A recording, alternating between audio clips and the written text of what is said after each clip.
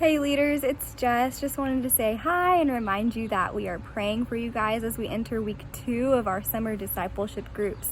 This week we're talking about making Christ the center of our lives, and so the curriculum just takes you through a few different passages of scripture that give examples of what it looks like to center your life around Jesus. And so there's just a couple of quick things I want to highlight about this week, and the first one is there will be a chart. And it says who, what, when, where, how, and why.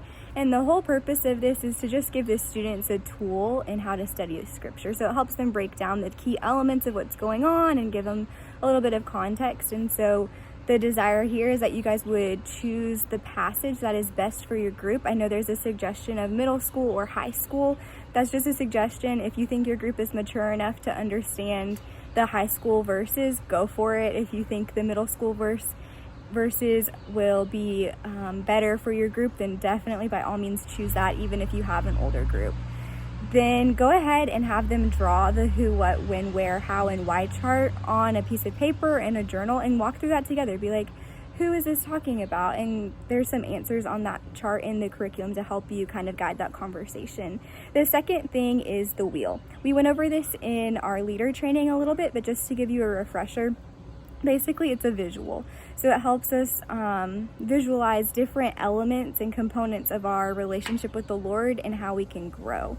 So the vertical spokes represent how we relate with God, and the horizontal spokes represent how we relate with others. And this detailed description can be found in the pre-meeting or the week 1 of curriculum on the website.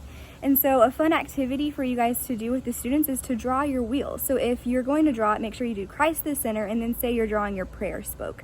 Maybe you're really strong in prayer, so you're going to draw that to be a pretty good length.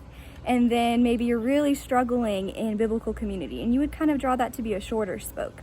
By the end of it, you will connect all of the spokes with an outer circle, and you'll kind of get to see like, oh, like this is the area I'm weak in, and my wheel isn't perfectly round and it's kind of bumpy, and that will probably, like if this was a real wheel, it would create problems in its functional abilities.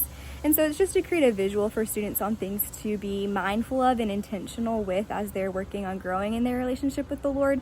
It's not meant to be a, oh my goodness, my biblical community spoke, I'm just so bad at it, I need to really focus on that. It's not to shame, it's not to create a workspace mentality, it's literally just a visual tool that we would love for you guys to use with your groups and help them understand it. If you guys have any questions about the curriculum or just things that are going on in the lives of your students, please reach out to your coach. We are here for you, we are rooting for you, and we're praying for you guys. We'll see you later.